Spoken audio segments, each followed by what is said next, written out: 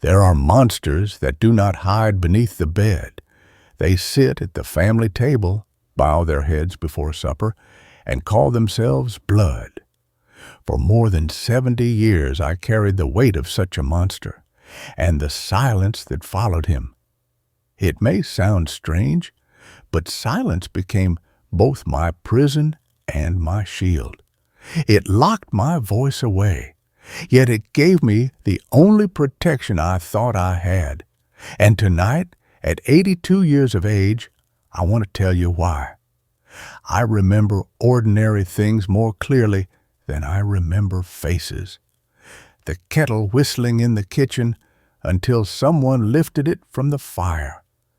The damp mist clinging to the bus station at dawn, swallowing the sound of travelers' footsteps. The rope of the chapel bell swinging in the rain, always slightly out of rhythm, as though time itself was uneven. These details stayed with me, anchors of a childhood I believed was safe. But that safety was torn away in a single day when a letter slipped under our door carried news that would change everything. Perhaps you know something of silence yourself. Perhaps you too once held back words not because you lacked the courage to speak, but because speaking would have broken the fragile peace around you. If you have ever swallowed your truth in order to keep the calm of your home, then you already understand the life I lived. And if you stay with me for the next hour, I will take you back to that small blue house where I learned too early that silence is never free. When I think back to those early years, I do not see them as grand events or milestones. I see the kitchen window fogged with steam while my mother kneaded dough. I hear the shrill whistle of the kettle each morning and the scratch of my father's boots as he left for the fields before dawn. We were not rich, not even comfortable, but the rhythm of our days gave us something close to peace. Our house stood at the edge of the village, its adobe walls painted pale blue, as if someone had tried to hold the sky against the earth. On the porch, red geraniums bloomed in chipped clay pots, tended daily by my mother. To the neighbors, we were ordinary people. To me, those flowers were proof that my mother could coax beauty out of hardship. She was the center of our small world. Dolores, gentle but firm, with a laugh that warmed even the chilliest mornings. My father, Heriberto, was quieter, his body worn by years of maize and mud. He rarely raised his voice, but when he did, it carried weight. I was the eldest of 3. At 10, I was expected to carry more than a child should. Miguel, only 8, was restless, forever chasing chickens and climbing fences until he returned home covered in dust. Lupita was still small enough to cling to our mother's skirts, eyes wide with the kind of innocence I already felt slipping from me. I measured flour, folded laundry, soothed them both to sleep. I told myself I was proud of being the big one, though sometimes I longed to run barefoot with Miguel or cling like Lupita just for a day. Even in that warmth, shadows lingered. My grandfather lived with us, though never quite among us. He was a man of habits. The scratch of a match at dusk, the smell of smoke on his clothes, the steady hand lifting a glass of tequila night after night. His presence filled the house, without tenderness, like a heavy piece of furniture that could not be moved. He rarely spoke to me, but when his eyes delingered, I felt a warning in my stomach I could not name. Children often sense what they cannot explain, and I knew then only that I was uneasy. Certain objects in that house carry meaning even now. On the mantelpiece sat a small tin box labeled "Spare Keys." Inside were keys to doors we almost never locked, yet to me they represented the idea of safety, a belief that something could be secured against intrusion. Beside the box was often a neat stack of letters tied with string. My mother never explained them, and I never asked. I only knew that they mattered enough for her to keep them visible, as if they were witnesses in paper form. And on the table there was always my enamel cup, chipped at the rim, filled with the tea that grew cold before I finished it. Life did not allow me the luxury of finishing. Looking back, I understand that I lived between two selves, the child who still wanted to play by the river and the caretaker who measured sugar and soothed fevers. Feelings came to me, sudden and sharp fear at dusk when the shutters rattled, unease when my grandfather's shadow fell across the kitchen floor, but I dismissed them, choosing instead the order of routine: sweep the floor, fold the sheets, keep the fire alive. Reason told me all was fine. My heart whispered otherwise. Then came the evening that shifted everything. The sky hung low, heavy with rain. My mother's cough had worsened, deep and tearing, pulling at her frail body until she could scarcely rise from bed.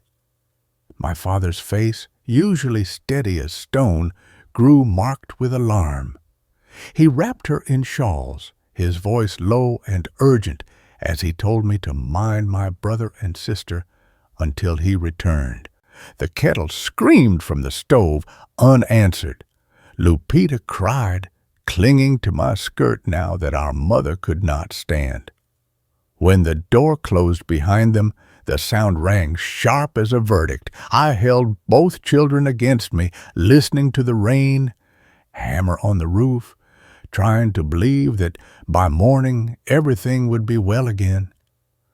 But then, from behind me, another door closed, a quiet click, final and certain.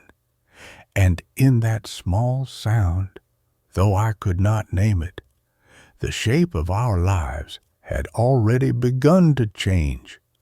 The rain did not stop that night, nor the next. It fell like a curtain over the village, soaking the earth until it could no longer drink. My father returned on the third day with his clothes clinging to his body, his boots caked in mud, and his eyes carrying a silence deeper than any I'd ever seen. He did not need to speak. I knew before the words left his mouth. My mother was gone. "Pneumonia," the doctor said. Too quick, too cruel. She had slipped away before dawn, and with her went the center of our home. Grief swallowed the house whole. My father locked himself in their bedroom, the sound of his muffled sobs breaking through the walls at night. Miguel cried until his body gave in to exhaustion, while little Lupita kept asking when Mama would wake, her voice small, uncertain, searching for an answer that never came. I sat at the kitchen table, staring at the enamel cup in front of me, its tea long cold. The geraniums on the porch seemed to droop, their bright red dimmed by the endless rain. The kettle whistled, but no one moved to silence it. Our rhythms, once so steady, had collapsed. It was in that hollowed silence that my grandfather began to fill the space. He poured himself tequila by the oil lamp, the sharp smell mixing with the damp of the house. His footsteps grew louder in my memory than they ever had in reality. One evening, he set a glass in front of me, his eyes fixed on mine. "Drink," he said. "It will dull the pain." My hands shook as I lifted it. The liquid burned down my throat, and for a moment I welcomed the sting. It was easier than the ache in my chest. He poured another, then another, each one clouding the edges of my thoughts. When he placed a hand on my shoulder, I froze. He said I was strong, that I was now the woman of the house. The words fell heavy, too heavy for a girl of 10. My body moved without will as he guided me away from the table, down the corridor, into a darkness I would never forget. What happened that night etched itself into me, not in sharp lines, but in fragments. The smell of sipping liquor, the weight of a hand where none should be, the sound of rain hammering against the roof, as if trying to drown out the silence inside me. At dawn, I woke in my own bed beside Lupita, who still slept peacefully, her little hand curled like a shell.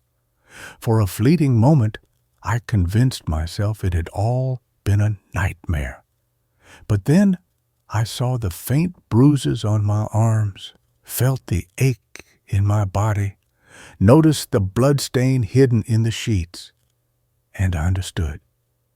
That night, I had buried not only my mother, but also the child I had been.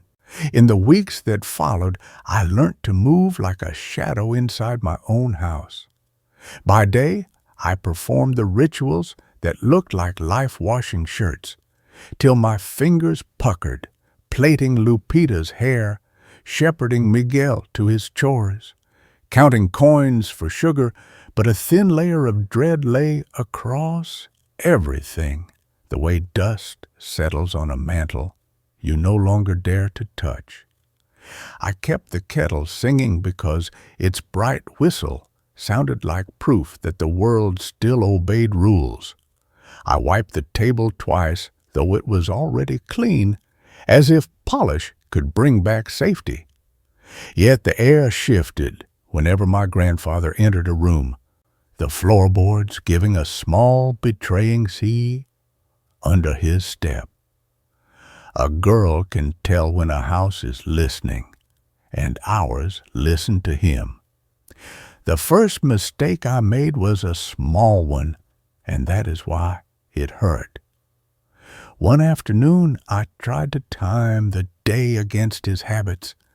If I kept the children in the yard while father went to town, if I stacked the kindling near the door, if I stayed always within sight of the neighbor's wall, then I told myself there would be no chance for him to corner me. I planned it the way a child sets out marbles in a line, each glass sphere shining with hope. It almost worked, but routine is a ladder anyone can climb. He found me by the woodpile, his voice low, reasonable, almost affectionate, the way men speak to dogs they mean to tame. "Only a moment," he said, and his hand closed round my wrist.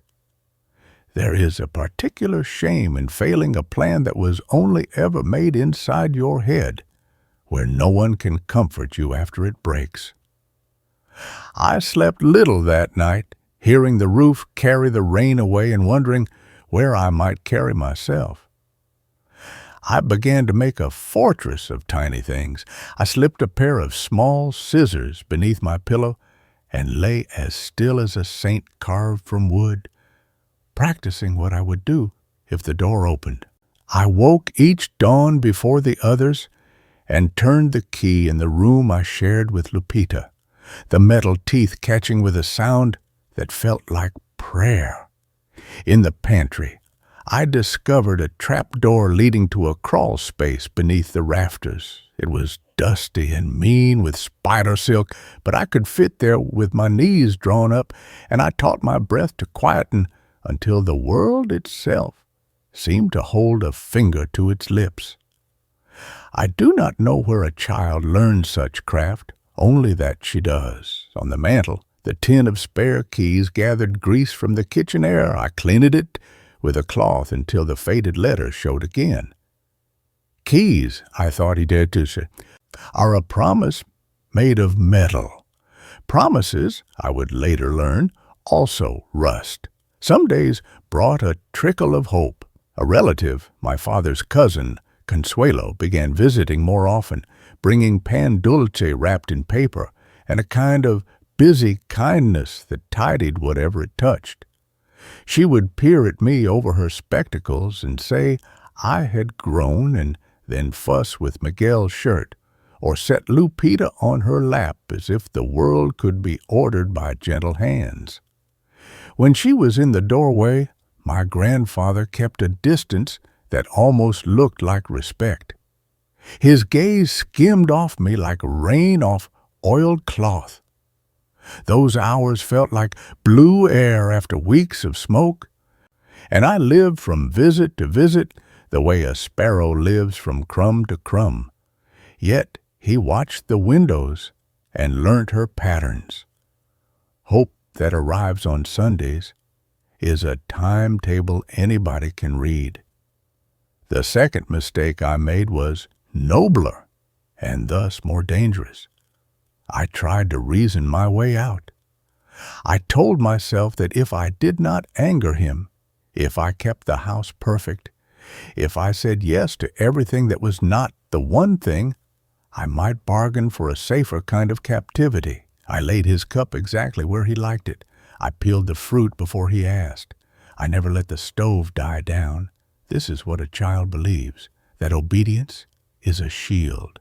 But obedience is only a door held open from the inside. One evening, while I scrubbed the black ring from the pot, he stood behind me, close enough that the heat from his breath made the back of my neck prick.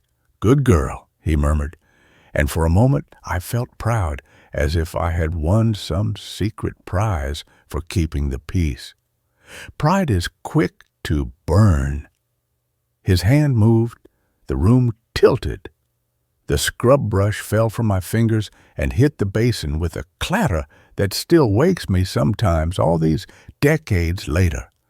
After, I washed until my skin stung, and the ring in the pot remained. Outside the house, the world carried on with its indifferent schedules. There were saints' days to observe and errands to run, sacks of maize to be weighed, and a market to be set up each Sunday before the sun took firm hold of the sky. People greeted one another with the tender gossip of small places whose cow had calved, which roof had finally been mended, and if anyone looked closely at me, they saw only a child who had lost her mother and was therefore quieter than most. My father moved through these days like a man wading against a strong river. He did what needed doing, and when he looked up at me, there was a softness and a bewilderment that made me love him and fear for him in equal measure. I wanted to tell him and could not. I wanted him to know without being told. Some truths, I learnt, are too heavy to hand to the person you most hope will carry them. Pressure also came from the outside voices, the kind that do not mean harm, but do not help. After Mass, a woman would take my elbow and say, "You are the little woman now, aren't you?" As if a title could be stitched onto a child's sleeve. A man would clap my father on the back and tell him he was lucky to have help at home, and I felt the clap land on me, a mark invisible but real. Expectations are a net cast kindly. You do not feel it until you try to swim. If there was a first false solution, it was hiding. The attic taught me how to vanish. When the house breathed the way it did before a storm, quiet, expectant, with a warning in the floor, I'd ease the trapdoor up and fold myself into the dark. I learnt the knots of the timbers by touch, the narrow path where a child could lie and not be seen from below. I learnt to count without numbers, the length of a door closing, the patience of a cigarette, the time it takes a kettle to go from whisper to scream. Hiding saved me some days, but each escape left the world smaller. The more I retreated, the less ground I could call mine. The attic did not give me back what it kept safe. The second false solution was playing at normal. If I could only be perfect in the light, if I studied hard when school resumed, if I made the bed with crisp corners, if I laughed at the right moments and ate all I was given, perhaps the night would forget me. I wove a version of myself that looked tidy from a distance, like embroidery held at arm's length. Up close, the thread snagged. A teacher praised my handwriting, and I went home and copied sentences until the ink bled through the paper. A neighbor complimented my neat plaits, and I undid them and started again because the parting was not straight. I thought diligence could repel danger the way a charm repels a curse. It could not. But it did build a muscle I would later need, the ability to keep going. It was in the kitchen, of all places, that something inside me finally gave way, not with a shout, but with the quiet insistence of a bone deciding it will not bear weight any longer. Afternoon light sat low on the table. The geraniums outside were slick with recent rain, their red damped down to a sober crimson. I was scouring a pan, my arms moving in a circle, the rhythm almost soothing. He came in and told me to leave what I was doing. I did not turn. "I have to finish before Father comes home," I said, and the words surprised me with their shape. They were mine. He crossed the room in 3 strides and took my arm, not cruelly at first, only as one claims a thing that belongs to them. Something old in me, older than 10 years, older than the house, stirred and stood up. I twisted free and held my ground, scrub brush still in my fist like a ridiculous weapon. The look on his face was brief but clear. Calculation, then anger, then a flicker of respect for the fact of being resisted. The moment passed. The danger did not. But a line had been drawn, and however faint, lines have a way of calling others to stand on them. After that day he became cautious in a new way, which is its own kind of terror. Men like him are rivers that know how to go around rock. He waited for better weather. He read the house as one reads a field for signs of yield. I began to notice how often my father returned just a little earlier than expected, how his eyes, tired, brown, steady, took the measure of a room before his hands set down whatever he carried. He was still far from knowing, but he had moved a step towards seeing, and in a house like ours, even a step is geography. Consuelo's visits lengthened. She would ask me to help with small things that took me into the light, shelling beans on the porch, airing blankets until they smelled of sun. Once she asked, too casually to be casual, if I slept well. I told her what all silent children tell, that I slept fine, that the rain was loud, that I missed my mother. She nodded and told me stories of when she had been a girl, stories in which women found doorways where none had been built for them. I understood almost none of it then. Now I see she was laying planks across a river in my mind. The house was a chessboard, and I had learnt the first clumsy moves. But it would take an interruption from beyond the rules to change the game. Late one afternoon, the air felt thick, as if it had been breathed too many times. Clouds gathered over the fields, and the light in the kitchen turned a tired gold. He reached for me, and I said no. Steady as a weight set on a scale, in the same breath the crunch of tires came from the yard, a sound common as bread, and yet that day as fierce as an alarm. My father's truck door summed. I felt the grip on my arm loosen, then disappeared. I fixed my hair with shaking fingers and set the scrub brush back in the pan, as if ordinary tasks could camouflage a life.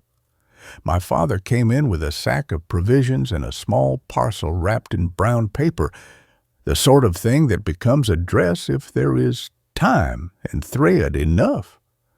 He watched me as he set the things down. When his hand brushed the place on my arm where the fingers had been, pain jumped through me before I could teach it manners. He did not ask a question then. He did not need to. The room tightened around the three of us. The man who would not name what he did, the child who could not, the father who began at last to suspect the shape of what love must protect. Night pressed its ear to the windows. The kettle let off a long, thin shriek, and I lifted it from the flame because some sounds are not to be borne. The house stilled, as if choosing which breath to take next. I had tried hiding. I had tried perfection. I had tried to be smaller than the harm. None of it had saved me.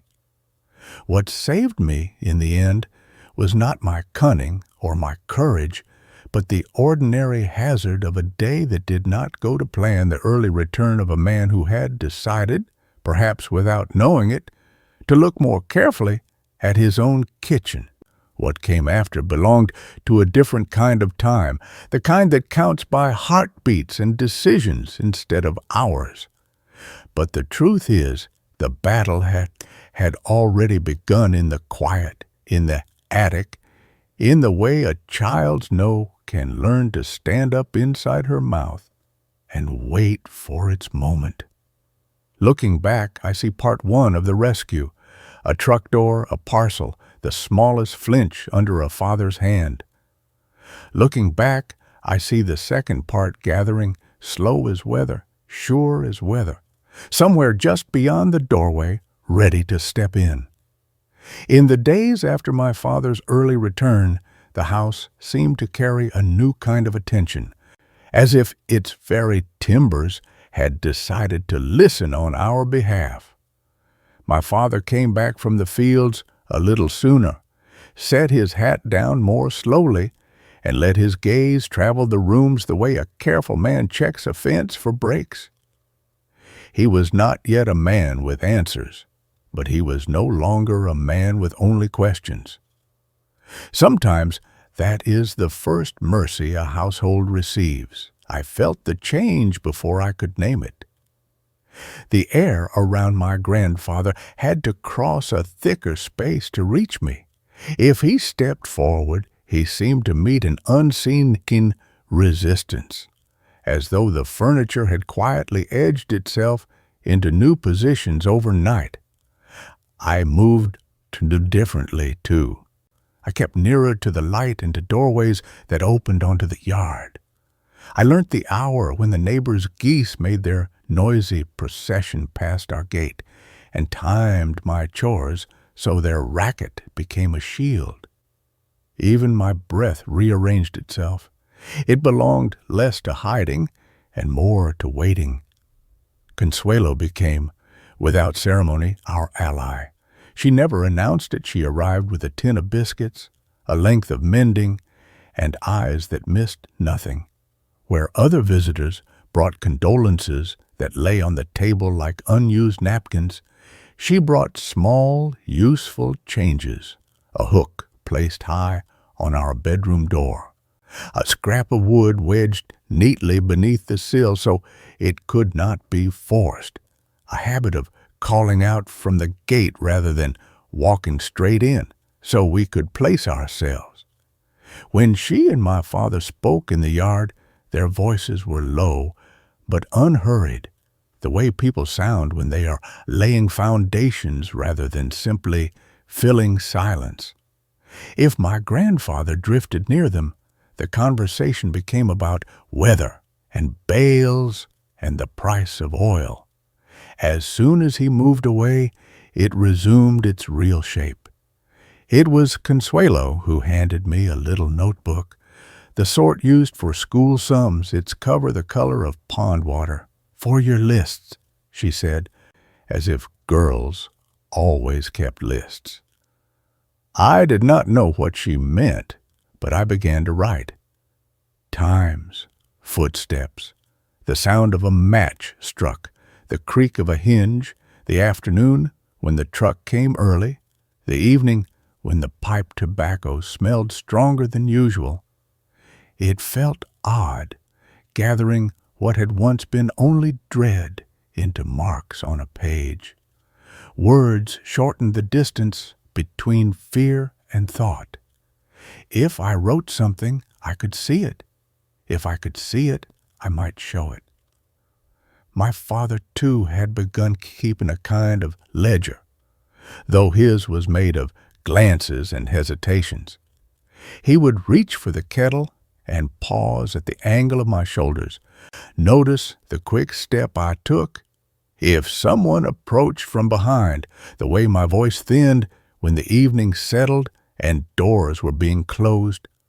Once he touched my forearm exactly where the bruises had bloomed and faded, and I felt his hand draw back as if from a hot stove. He did not yet speak the language of what he knew, but recognition had made a map in him. He started coming into the kitchen at odd intervals, with the pretense of looking for twine or the small hammer that always went missing. He found neither twine nor hammer, but he found me, and sometimes that was enough to make a difference to a day. None of this was dramatic. There were no declarations. There were only the ordinary steps by which a man widowed too soon learns a new vigilance, and a child too soon burdened learns that company can be a kind of door, the house adjusted. My grandfather learned with a predator's accuracy the new routes by which he might still approach. He did not storm, he seeped. He cultivated accident, a brush of the hand, a comment that meant nothing if repeated, a presence in the passage when the room beyond needed tending. Yet accidents began to meet obstacles, an open yard gate, a second pair of boots in the hallway, a cousin who stayed a fraction longer than courtesy required. I had thought courage would arrive like thunder, but it came instead like a pencil line darkening across a page. One afternoon, while Consuelo plucked stray threads from a hem and Lupita counted her stitches aloud, I said, as if it were a recipe I wanted to remember, "If a door is closed and someone tries the handle, what should a person do?" No one looked up. Consuelo's needle went in and out of the cloth with calm precision. A person says, "I'm not receiving anyone just now," and asked her father to oil the hinge. It was such an odd answer, I laughed, and the laugh sounded like something being returned to me. My father began to oil hinges. He set his toolbox on the table and went round the house with a little can that smelt faintly of almonds, greasing the places that had learnt the habit of squeaking. "Nothing wrong with a house that doesn't complain," he said, though we both knew that our walls had been speaking for us for too long. He moved on to locks, to latches, to a new bolt on the back door that made a satisfying close, the kind a person feels in the chest as well as in the hand. There was one evening when he and Consuelo came back from town with a sheaf of papers folded into an envelope. I saw the corner of a leaflet peep out inked words about help for families, about a priest who listened, about an office where women could speak to women. The papers lived for a while inside the tin of spare keys. When I polished the lid, I could feel them rustle beneath, as if paper, too, could be a kind of metal. We did not discuss them, but knowing they were there changed the sense of the mantel, the way a concealed skylight alters the light in a room. I took smaller steps that felt large to me. I began to sleep with the scissors no longer under my pillow, but on the bedside table in plain sight, as if naming what you own is the beginning of owning it. I taught Miguel how to knot a rope properly and where to wedge it at the top of the cellar steps. For games, I said, and he believed me, because boys of 8 believe in fortresses if you hand them a rope. I showed Lupita how to pull a chair against a door and told her it was a castle, and she was a princess who could make rules. We played a great deal more at castles. Even Hope required rehearsals. Consuelo would make me practice sentences under my breath while we shelled beans. "No, not now. Please step away. I will fetch my father." The words felt foreign at first, like a borrowed coat that does not yet know your shoulders. But after a week, they began to hang more naturally. "Short sentences," she said. "Doors do not open to speeches." She was right. When I tried to explain, I grew lost inside my own fear. But 9 words could stand up on their own. Later, I would learn that 9 words can sometimes save a life. My father's questions changed shape. They were no longer the broad, aching ones a grieving man asks the ceiling. They were specific and earthly. Who was in the kitchen at 4? Why was the back door open at noon? Did anyone come by while I was gone? They were not accusations, and they were not yet the invitation I longed for. They were posts set deep in the ground, strings stretched between them, a boundary outlined without fanfare. He moved by inches, from the idea that the world happens to us to the idea that we can happen to the world. On the day the turn truly began, the sky had the color of pewter, and the geraniums shone as if newly painted. I was at the table with my sums book open, though I was not doing sums. I was copying a sentence over and over the way Sister Carolina had taught us to when we wanted our hand to learn obedience. Only this time the sentence was mine. I decide where I stand. I had written it 5 times when the back door opened, softly, without the civilized complaint it used to make. My grandfather's shape filled the doorway. He looked at the page, at my hand, at the scissors on the table, and then at the passage where the hall led to the yard.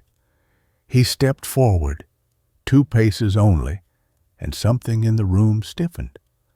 A shadow crossed the porch. The light changed. My father's boots sounded on the boards, unhurried but not slow. And he was there in the kitchen with us, his hat still in his hand, as if he had not wished to lose the half-second it would take to hang it. He did not look at me first. He looked at the line my body made in the chair, and at the distance between the scissors and my fingers. Then he looked at the man across from me. Men have ways of speaking to one another without words when the subject is the safety of a child. The room measured that language. "Esperanza," he said, and it was the way he said my name steady, as if calling me from a place he had finally located that made everything tilt towards a new center. "Would you fetch Consuelo from the gate?" There was no reason Consuelo should be at our gate at that moment, and yet on some days reasons arrive after invitations. I stood, my chair legs whispering against the floor, and stepped into the passage. I could feel the house holding itself upright. I could feel my own height, which had not changed and yet felt different. I could feel, too, the delicate alignment of a dozen small decisions come to meet their hour. In the yard, the geese were late, and the air smelt of wet soil and oil on hinges. I walked it towards the gate, knowing that behind me a conversation had at last to be had in the language grown men use when they choose seeing over not seeing. I did not know the words that would be spoken, or whether voices would rise or hands would forget themselves. I knew only that we had made ready paper in a tin, oil on a hinge, a sentence practiced to brevity, a father who had stepped far enough into the doorway to stand there. And because of that, when I reached the gate, I was not the girl who ran. I was the girl who called someone in. The afternoon had the color of pewter and a patience I did not trust. From the porch, the geraniums looked polished by the rain. Inside, the kitchenes wore that end-of-day hush when a house gathers itself for evening. I stayed where my father had left me, the sums book open and the small scissors lying in plain sight, not as a threat, but as proof that I had begun to name what I owned. Somewhere down the lane a gate clicked. In a life like ours, you learn to weigh sounds, the light ones you let pass, the heavy ones you follow. This one asked to be followed. My grandfather stepped from the back doorway with the unhurried assurance of a man long accustomed to other people stepping out of his way. He looked at the page, then at my hand, and last at the corridor that led to the yard, measuring distances as if gathering a harvest. He had always counted on silence to do his work for him. That day, the house refused him its silence. Oiled hinges held their tongues. Floorboards did not warn. Even the kettle kept its peace on a low flame. He made 2 paces and stopped. The air in the room thickened the way flour does when you upend the tin. My father's boots sounded on the boards. He came in as if he had only just remembered he still wore his hat, and did not wish to lose the second it would take to hang it. He took in the room the way a careful man checks a fence, the line of my shoulders, the distance between my fingers and the scissors, the angle at which the door stood open behind the man across from me. He did not speak at first. Sometimes a father must let the room hear what he has already decided. When he did speak, he said my name as if he had found its true place on a map. Esperanza. No question, no rise of voice, only a call that drew me back to the steadier ground. Fetch Consuelo. He had not asked if she was there. He had made a space for her to be, and in a life like ours, that is often how help enters. I stepped into the corridor and walked towards the yard. Behind me, chairs moved. It was not a scramble, but an arranging, as though the furniture had waited years to be positioned for a single conversation. I heard my father's voice, low, carrying neither apology nor anger, only the weight that comes with a line drawn at last. "You will keep your distance," he said. "You will not address my daughter. You will leave this house." There was an answer, something smooth and practiced, the kind of sentence men use when they mean to turn a truth back on itself. It did not land. The room would not carry it for him. At the gate I found only the lane and the soft insistence of rain. I called anyway. A child who has lived by silence must practice calling. From the neighbor's fence, a goose answered with ridiculous solemnity. The sound steadied me. I turned back. The kitchen doorway framed 2 men who shared a jawline and a history, but not a measure of the world. My father had removed his hat. He set it on the table with a deliberation that made the small act seem like the opening of a book. "I am speaking plainly," he said. "You know what I mean." My grandfather smiled the kind of smile people mistake for patience.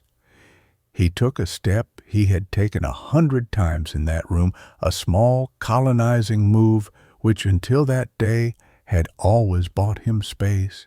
It did not buy it now. My father closed the distance in a way I had never seen him move, not quick, but decided, every inch of him choosing. He put himself between us, and in the narrow corridor of that old kitchen, It was as if a wall had been built where none had stood before. There are moments a child imagines in advance, staging them in the mind like scenes from a play. I had imagined shouting. I had imagined the kind of words you do not hear in church. None of that happened. The speaking stayed at the level where men who mean what they say pitch their voices so that others, if they are listening, will understand the terms.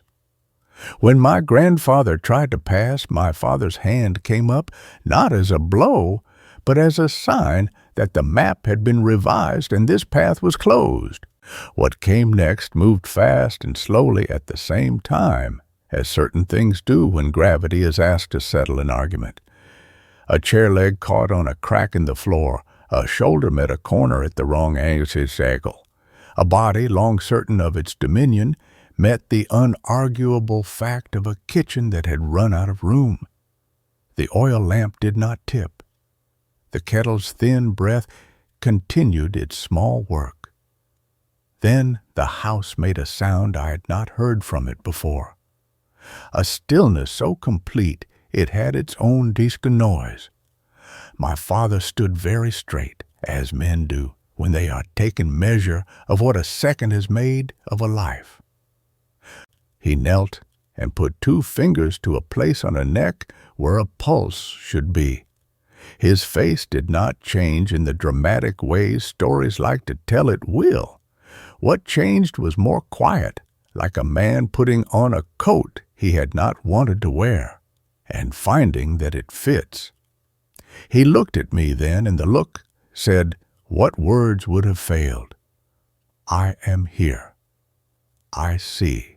We will carry what this asks. He sent me to wake Miguel with a sentence that made a rule of mercy. Tell him he slept through it.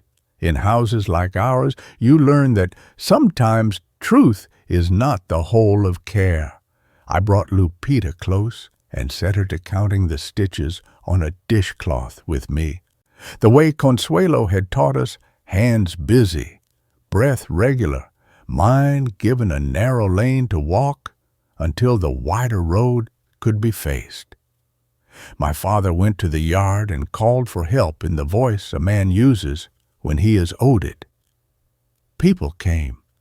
When small communities arrive, they bring with them a common sense that is part kindness, part reluctance to complicate a neighbor's suffering. They saw an old man on a cold floor, a cruel corner, a room that had been asked to hold more than its shape. A fall, someone said, and the word fitted into a silence that needed a name. There were questions, the kind the law must ask, and the kind a priest will phrase so that an answering nod can be enough. The answers we gave did not lie about the weather or the furniture. They told as much as a household may tell when the aim is to protect the living without befriending the dark. When the men who must carry such news had gone and the lamp burned lower, my father sat opposite me at the kitchen table. He placed his hands, washed clean, palms down on the wood I had scrubbed 100 times. He did not ask for a confession. He did not demand a ledger of days and nights. He said, I will not fail you again. And in a life like mine, those words were heavier than any oath I had ever heard. Night did what nights do. It passed, though it had no right to be so ordinary about it. In the hours before dawn, as our windows learned the difference between dark and not quite dark, I lay awake and tried on the new shape of our house. In this version, doors stayed shut when asked. Footsteps stopped at thresholds. The corridor to morning had no shadow waiting in it. Relief came, but it traveled with its twin, the small grief that attends any ending, even a necessary one. My mother would never see us safe. My childhood could not be returned to me, as if a shopkeeper had handed over the right parcel at last. Safety is not the same as restoration. Still, something had been set in place that could bear weight. The tin of spare keys no longer felt like a promise I was obliged to keep polished. It felt like an ordinary box again, and ordinary is a blessing we do not name often enough. The notebook Consuelo had given me lay open on the table. I wrote a single line, slowly, because I wanted my hand to remember it. This house belongs to the living. Then I closed the book and set it beneath the oil lamp where paper can warm in a gentle light.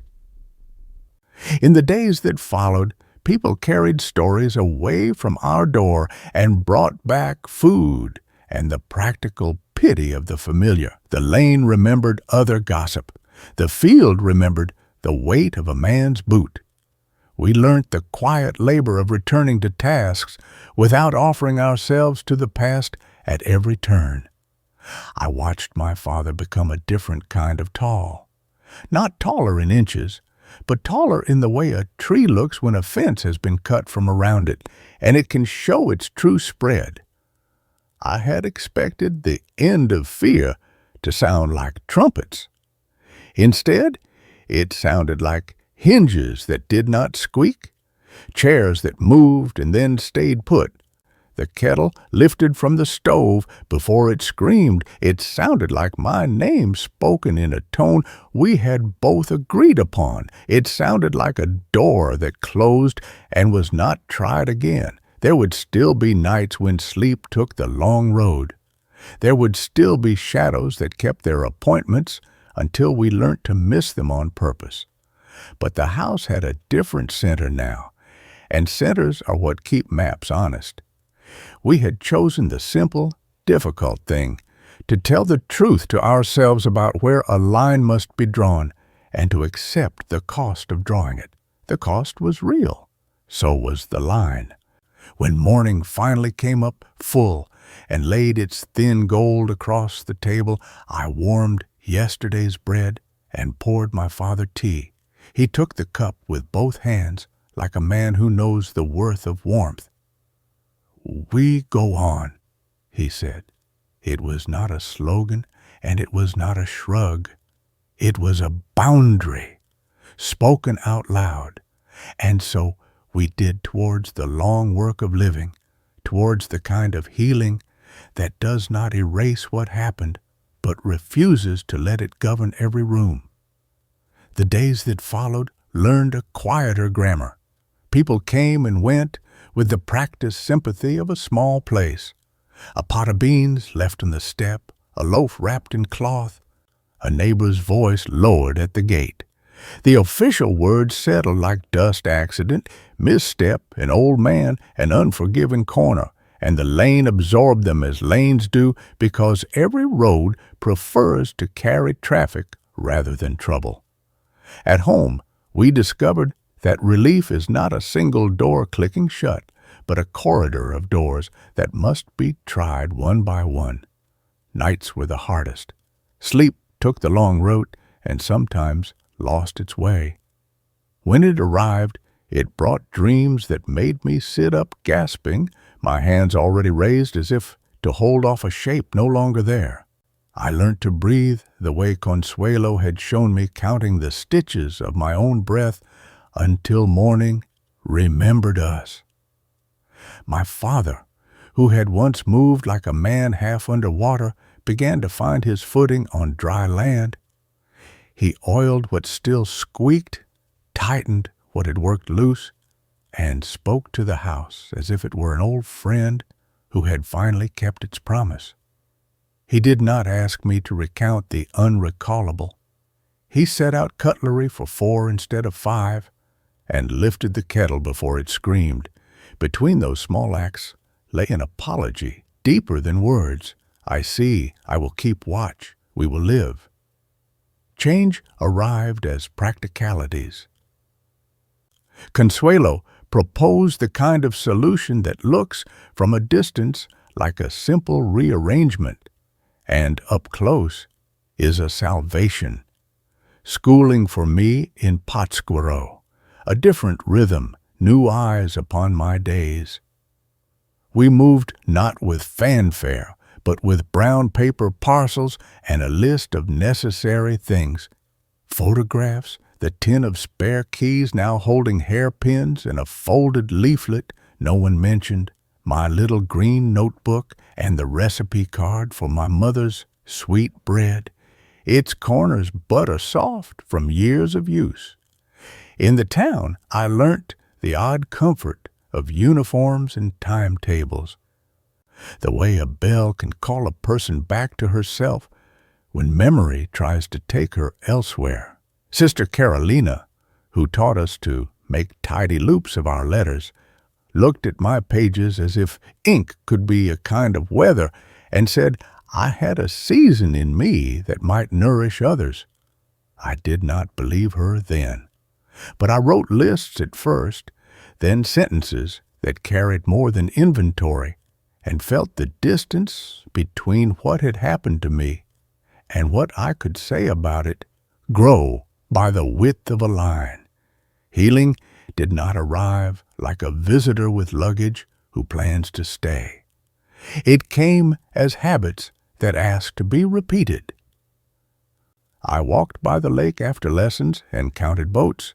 I shelled beans with Consuelo on the porch until the smell of the oil lamp felt like home again, rather than a signal. I learnt to say no in a voice that did not shake, and yes to things that did not ask for parts of me I could not spare. There were setbacks. A hand on a shoulder that made my stomach fall through the floor, a corridor too narrow for comfort, the sudden slam of a door that turned a fine afternoon sour. On those days I wrote what had startled me, then what had steadied me. I wrote that a hinge can be healed with a few drops of oil, and a human being with attention given at the right intervals. I wrote that a house can remember a scream and still choose quiet. And as the pages filled, something inside me laid down its weapons and picked up tools. Years make their own sense of us. My father, who had chosen watchfulness, learnt tenderness without ceremony. He taught Miguel the kind of strength that does not need to prove itself. He let Lupita keep the chair against her door long after she no longer believed in castles. Consuelo, who had been a harbor, became our shore. In time, decently, with hands that had nothing to hide, she and my father were married in the little church whose bell rope I had watched sway through so many storms. At the blessing, I found that memory did not protest. It sat beside me like an elderly relative who has decided to behave. I finished school and became a teacher, not because I had answers, but because I knew, as the rescued sometimes know, that a steady presence in a room can change the climate of a day. In a classroom, with a single oil stove and desks polished by generations of elbows, I learnt to recognize the glance that asks for nothing aloud and everything in fact. I opened windows. I named things gently. I kept a kettle that never screamed. There was love, too, which arrived not as thunder, but as a man who understood that care is measured in small accuracies. Antonio came to the school with vaccinations and leaflets and the kind of questions that listen to their own answers. He did not hurry me. He kept his hands visible. He let silences stand without trying to tidy them. The first time I told him the shape of my past, I did not perform it like a tragedy. I reported it like weather that had once been bad and could be again if we were careless. He did not offer heroics. He offered a chair and a cup of tea in the sentence that opens a window, "You were not made for what happened to you." When we married, I did not promise to forget. I promised to remember without letting the remembering decide every room. The children came first, a son, then a daughter, and I discovered that daughter's grief is work. It needs tending. It needs rituals. It needs the humility to be ordinary. Oh, this time, the question of forgiveness waited like a closed book on a shelf no one had dusted. People speak of it as if it were a performance, as if a person could stand up in front of a day and say a word and be altered. Mine was different. It grew in me as I taught children to hold pencils, as I watched my father plait Lupita's hair more neatly than I ever could, as Consuelo folded freshly laundered sheets with the satisfaction of someone putting a story back into its cover. One evening, years later, I took down the old tin of spare keys. Inside were hairpins, a scrap of string, the leaflet, a paper square on which my mother had written measurements for sweet bread in a hand I could recognize now in my own. I sat with the tin on my lap and said, aloud in the empty room, what I had learnt. Forgiveness is not forgetting. It is remembering without permission to wound. I did not absolve the dead. I freed the living my father, who had suffered his way to courage, my children, who deserved a house without old whispers, myself, who had waited long enough at a door that no longer led anywhere. So when I tell you this at 82, in a voice that has finally learned its own height, know that I am not asking you to admire my survival or to copy my steps.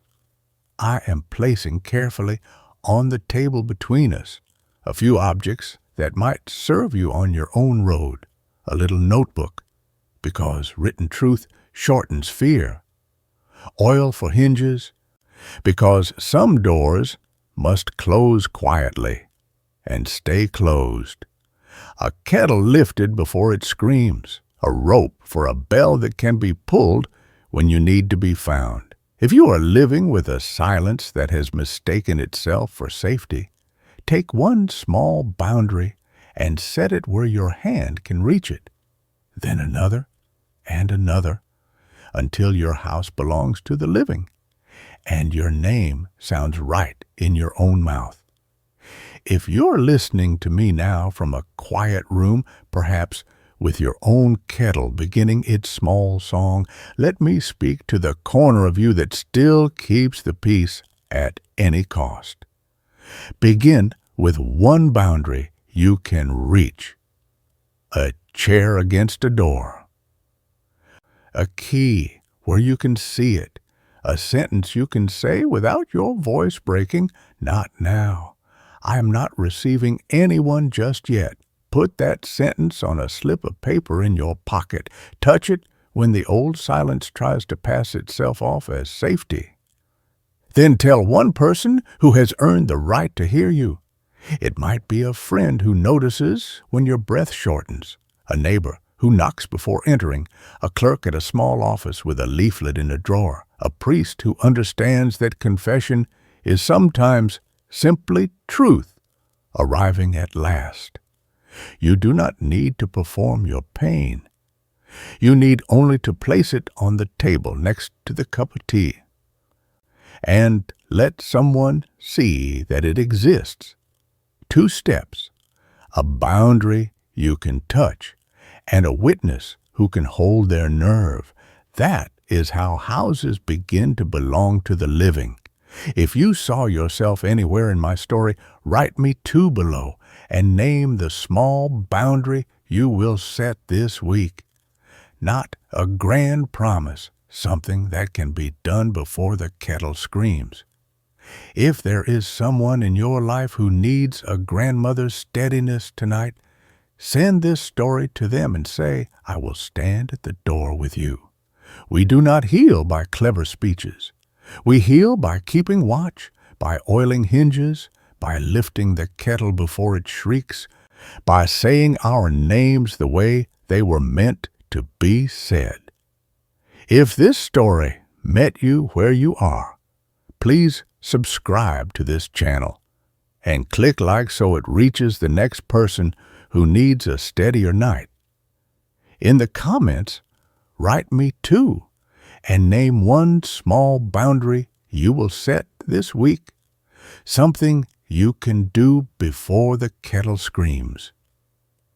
Reading your words helps others borrow courage. If someone you love could use a grandmother's voice tonight, share this with them and say, "I will stand at the door with you."